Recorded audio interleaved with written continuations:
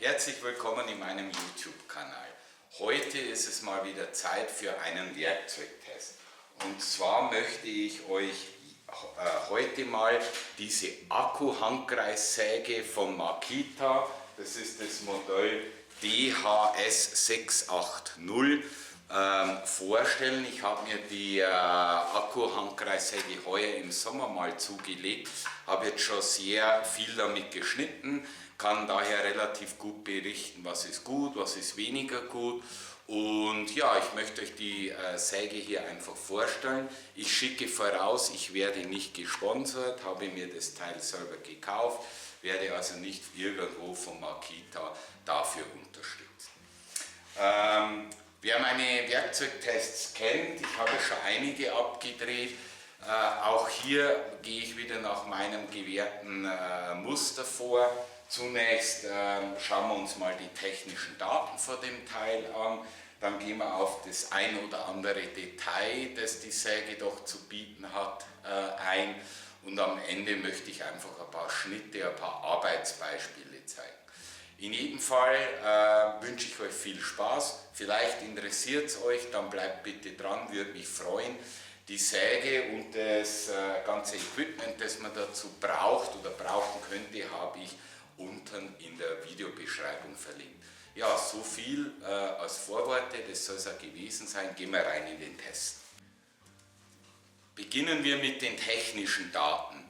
Die technischen Daten dieser Säge, ich lese sie einfach mal vor, Modell DHS 680. Der Durchmesser des Sägeblatts hier ist 165 mm.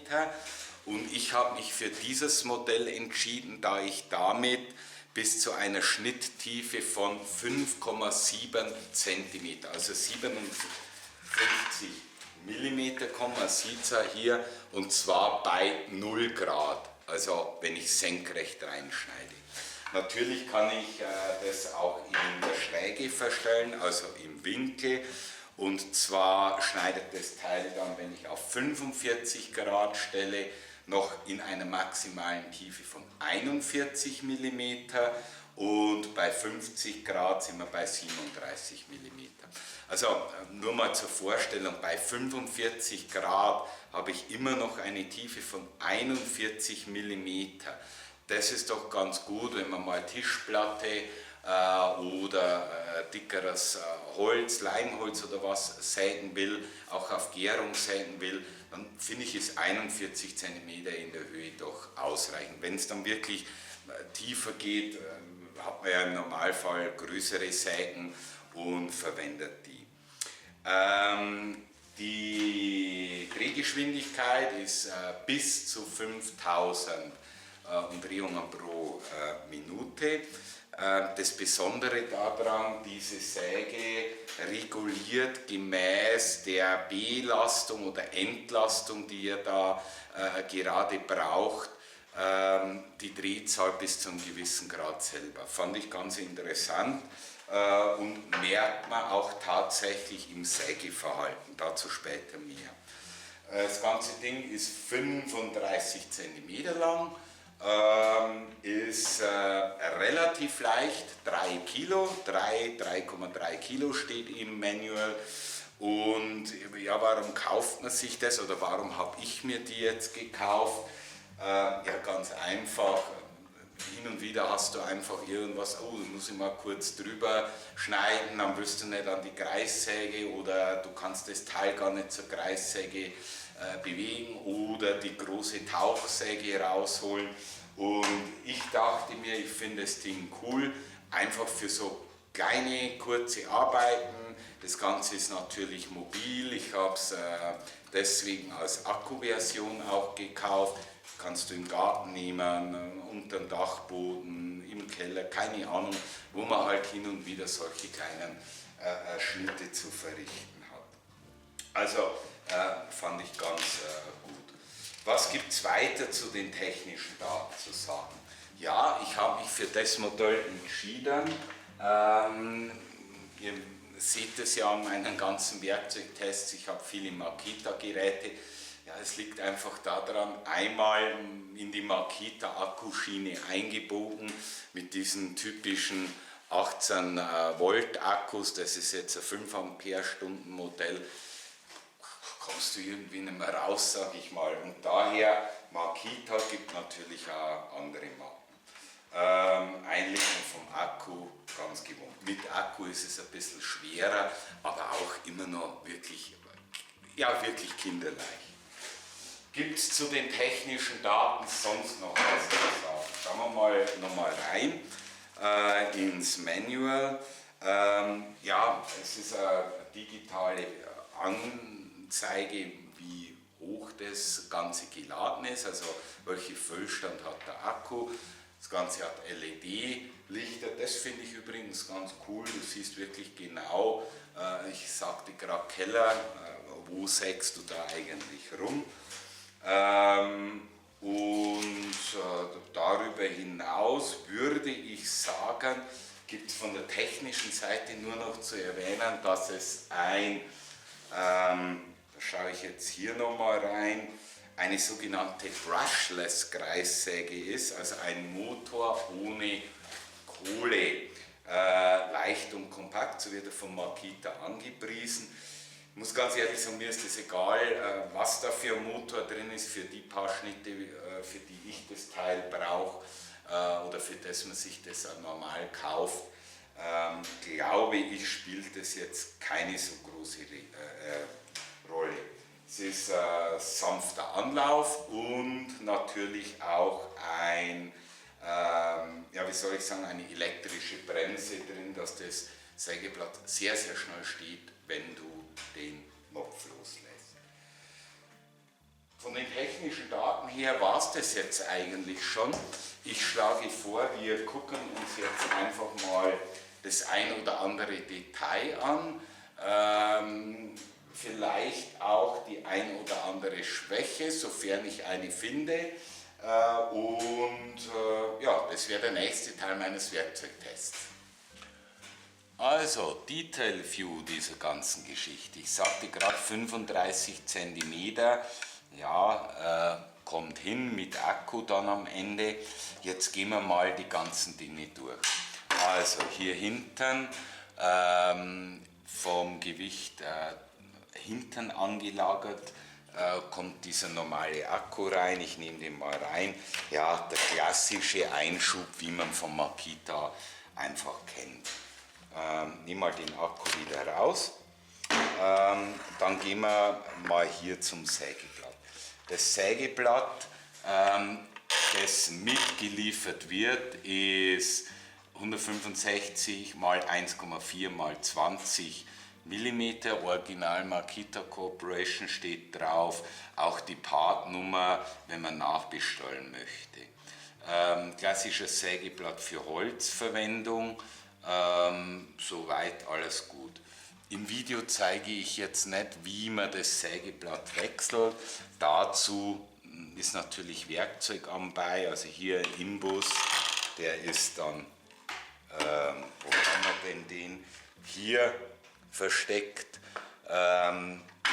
damit könnte die Schraube lösen.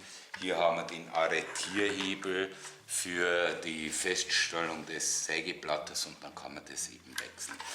Drehrichtung dieser Säge ist quasi in die Richtung, sägt quasi von unten herauf durch das Material, das ich sägen wollte, im Normalfall Holz, hat hier quasi einen Schutz, ja, ihr seht das, der geht dann letztendlich beim Sägen weg und würde sogar über diesen zugelieferten oder in der Lieferung enthaltenen Adapter an der Stelle ermöglichen, dass ich hier quasi in der Art dann einen Staubsauger anschließe.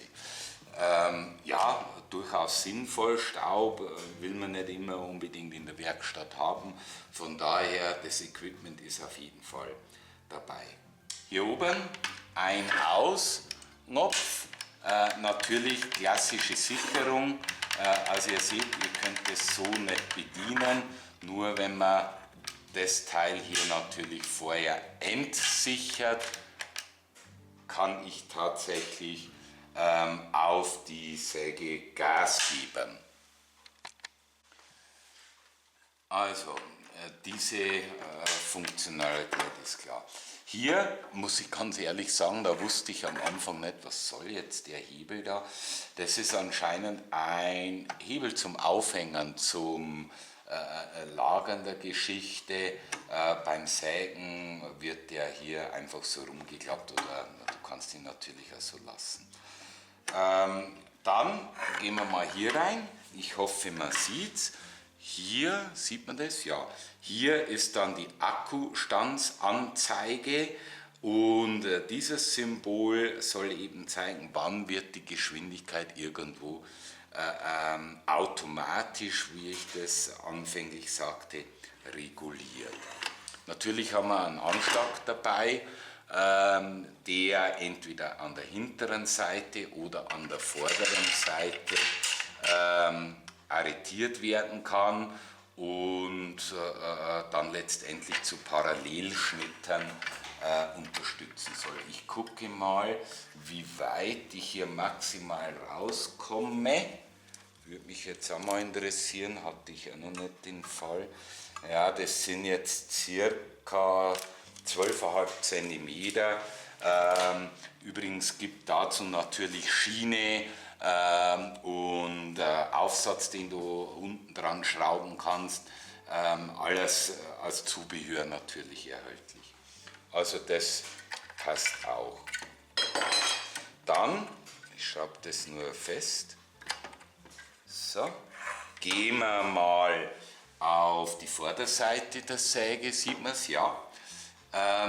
Wir haben hier eine Skala, die bei Winkelschnitt oder Geradeschnitt, also Geradeschnitt meine ich jetzt 90 Grad, einfach euch den Hinweis gibt, wo läuft das Sägeblatt.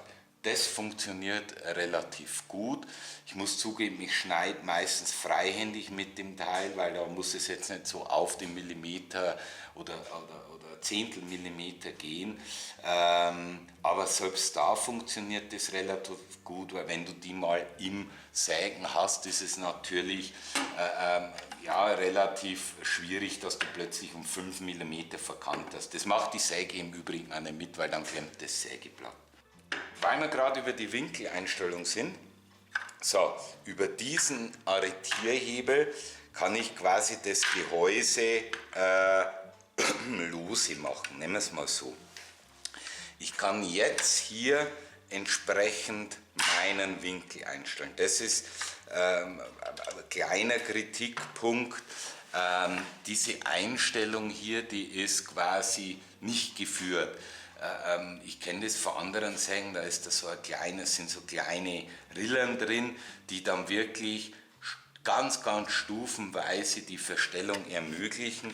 Bei der Säge ist es jetzt so, ihr seht das läuft halt einfach so, wie ihr das einstellt. Man hat hier natürlich eine analoge Anzeige, schon klar, aber ich glaube, wenn es wirklich ganz genau gehen würde ich immer vorher einen Testschnitt machen und meinen Winkel entsprechend arretieren oder eben ein Hilfsmittel wie ein Winkelmesser oder was wirklich dazu nehmen. Also, der Mechanismus des Feststellens ist für mich auch okay, ist letztendlich hier eine Schraube und du ziehst das Ganze hier nur über diesen Arretierhebel fest. Ist okay, finde ich, also kann man schlechter lösen. Was haben wir denn hier noch? Genau, drehen wir es mal zur Seite. Hier hinten haben wir natürlich noch einen Hebel, der ermöglicht uns die Einstellung der Tiefe des Schnitts. Ich versuche das mal zu zeigen. So, auch hier eine Skala, auch hier der gleiche Kritikpunkt. Ist okay, man kann das schon einstellen. Wenn es aber am Millimeter gehen muss und so weiter, würde ich auch wieder vorher einen Testschnitt empfehlen, also lieber mal langsam an die gewünschte Tiefe an pirschen, sage ich mal, weil was mir nicht ganz klar wird, was jetzt hier für eine Linie und vor allen Dingen welcher Referenzpunkt dann gilt.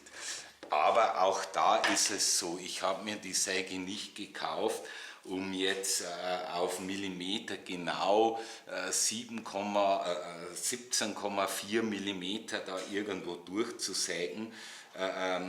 Und selbst wenn ich das wollte, mit dem Probeschnitt und nochmal nachjustieren, auch das wäre möglich. Der Feststellhebel oder die Arretiermöglichkeit ist analog zu dieser Einstellung. Okay, so, da sind wir eigentlich bald mal rum. Ah ja, vielleicht noch die Platte hier unten. Also die Platte macht mir jetzt einen relativ stabilen Eindruck. Ich muss auch zugeben, beispielsweise meine große Tauchsäge, da ist das Material natürlich schon nochmal ein Stück robuster, anders. Aber auf der einen Seite, ja, was will ich bei der Säge? Ich will gewisse Leichtigkeit und da jetzt irgendeine richtig schwere Eisenplatte macht es halt schwerer, ganz klar. Und für den Zweck, für den das hier gebaut ist, wie gesagt, ich habe schon relativ viel damit gesägt diesen Sommer, ist das Material ausreichend. Ich weiß jetzt nicht, was passiert, wenn die einmal runterfällt. Ich kann mir schon vorstellen, dass das dann irgendwie absplittert. Ich möchte es nicht probieren, vielleicht liege ich jetzt mit meiner Vermutung auch komplett falsch und Makita belehrt mich eines Besseren, aber das Material hier ist jetzt quasi nicht irgendwie eine Eisengrundplatte. Der Hebel hier zum Halten, den finde ich ergonomisch echt cool, also der sagt mir zu. Und auch diese Geschichte, wie ich die bedienen kann, finde ich intuitiv gelöst. Ja, ich glaube, wir sind jetzt wirklich einmal komplett rum um die Säge. Hoffe, ich konnte da zumindest schon mal die ersten Details zeigen und würde jetzt tatsächlich einfach mal 90 Grad, 45 Grad Schnitt und so weiter machen mit Original Sound. Ich gehe mal ein bisschen schneller rein, ich gehe mal ein bisschen langsamer rein und ich nehme jetzt mal ganz bewusst ein relativ starkes Material, damit man sieht, wie sich die Säge da tatsächlich verhält. Also, erster Testschnitt, 90 Grad, quasi senkrecht. Ihr seht schon, ich habe jetzt hier ein extrem großes Stück oder hohes Stück Holz genommen, 93 mm. Wir hatten ja gesagt, ich komme rein 57 mm in 90 Grad. Und das probiere ich jetzt mal. Und ja, würde vielleicht zunächst nochmal anreißen, damit man sieht, dass die Skala relativ gut funktioniert und dann schneide ich da einfach mal durch. So, machen wir mal hier. So. Okay, also ich setze hier bei meiner 0 Grad Linie an und dann schauen wir mal, was passiert.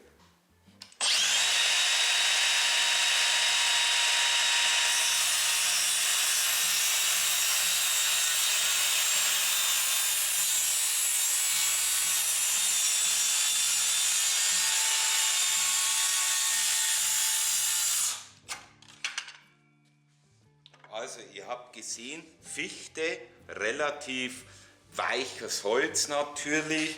Und jetzt schauen wir mal, bin ich meine 57 mm reingekommen. Tatsächlich. Genau 57 mm.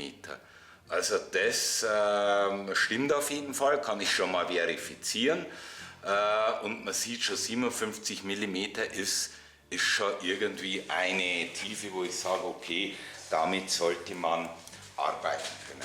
Ich schneide jetzt mal nochmal und jetzt schiebe ich mal ein bisschen schneller, um zu sehen, was da passiert. Also ich war ja im ersten relativ langsam, jetzt schiebe ich mal ein bisschen schneller, hoffentlich haut es mir das Teil nicht um die Ohren.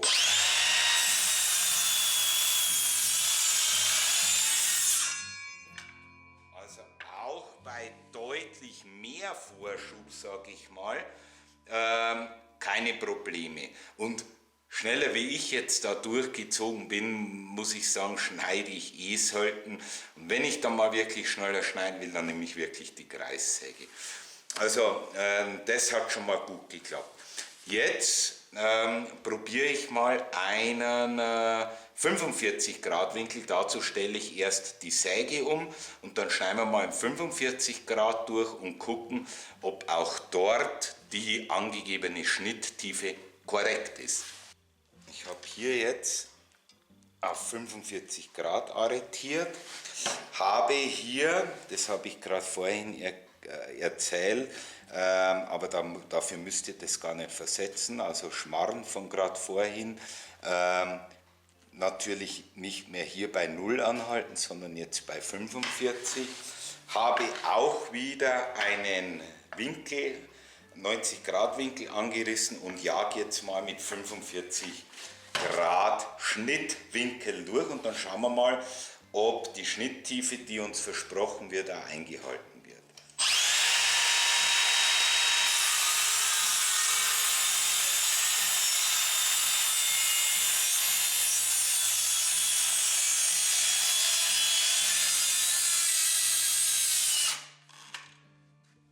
So, cool, dass man das jetzt gesehen hat.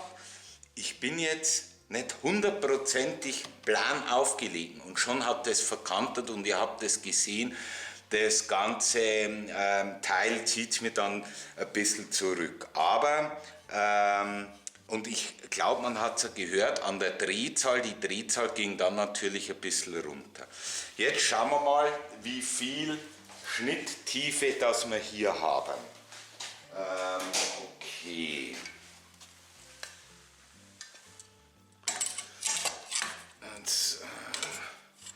Ja, jetzt komme ich da nicht dran. Ja, wird schon ungefähr 90 Grad sein. So, schauen wir mal. Also, wenn ich natürlich bei den 45 Grad bleibe, habe ich wieder meine 57 Millimeter. Ist klar, das Sägeblatt wird ja nicht größer oder kleiner. Und hier in der Tiefe bin ich jetzt bei 41 Millimeter und genau die 41 Millimeter wurden uns ja im Manual versprochen. Also auch das klappt, wie es klappern soll. Den 50 Grad Schnitt spare ich mir jetzt. Ich gehe davon aus, dass man dann bei den 50 Grad auch bei den 37 Millimeter Schnitttiefe, also die Schnitttiefe ist jetzt quasi diese Linie hier, die hier erreichen würde. Okay, also das scheint auf jeden Fall so zu passen. Jetzt mache ich noch einen letzten Schnitt. Ich stelle jetzt mal irgendwo 22,5 ein, damit wir sehen, wie tief dass wir bei 22,5 käme. Könnte man wahrscheinlich jetzt ausrechnen, aber wir probieren es einfach. So, 22,5. Ich schneide jetzt einfach mal hier durch. Oder kommen wir hier noch vorbei? Ja.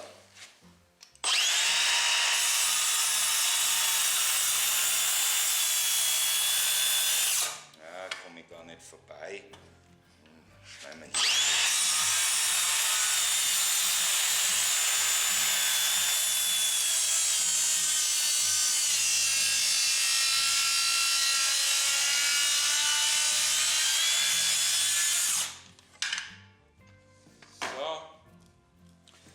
schauen wir die Schnitttiefe bei 22,5 Grad an. Die ist dann 54 mm. Ja, relativ tief, sind ja nur 22 Grad hier oben an dem Winkel. Okay, also das waren die Schnittbeispiele. Ich glaube, man hat gesehen, dass das Ganze von der Leistung her okay ist. Ja, es ist keine Kreissäge und es ist auch keine große Tauchsäge oder große Handsäge, Handkreissäge, aber für den Zweck absolut genügend. Und unter uns gesagt, solche Balken schneide ich mit dem Teil im Normalfall eh nicht. Okay. Ja, Fazit meines kleinen Werkzeugtests dieser Handkreissäge von Makita. Also, ich sage das, ich bin nicht gesponsert, ich hätte mir das Teil schon viel eher kaufen sollen. Mich hat ein bisschen der Preis immer abgeschreckt, bin ich ehrlich, das Teil kostet dann doch am Ende des Tages irgendwo 280, 300 Euro in dem Dreh, irgendwo mit Koffer und so weiter. Fasse zusammen, das Teil ist dann gut, wenn ihr Outdoor, mobil, schnelle Schnitte machen wollt, schnell, ohne Kabel verziehen, deswegen Makita, also deswegen die Akkuversion, und trotzdem einigermaßen saubere und, wir haben es gerade gesehen, relativ tiefe Schnitte bekommt. Das Schnittbild, das die Säge liefert, hier nochmal unsere Demoschnitte von Grad, 22,5 Grad, 90 Grad und wo war jetzt mein 90 Grad? Ich glaube, das war der 45 Grad Schnitt. Finde ich sauber, das Sägeblatt ist ja noch relativ neu, relativ gut und würde daher tatsächlich zu dem Fazit kommen, cooles Teil, ja, gibt günstigere Varianten und Versionen, muss man sagen, wie es ist. Finde aber, wenn ich eh schon auf Makita unterwegs bin, ja, wie ich eingehend sagte, komme ich irgendwo nicht mehr aus. Würde das Teil tatsächlich wieder kaufen, kann es nach bestem Wissen, ohne dafür bezahlt zu werden, tatsächlich auch weiterempfehlen.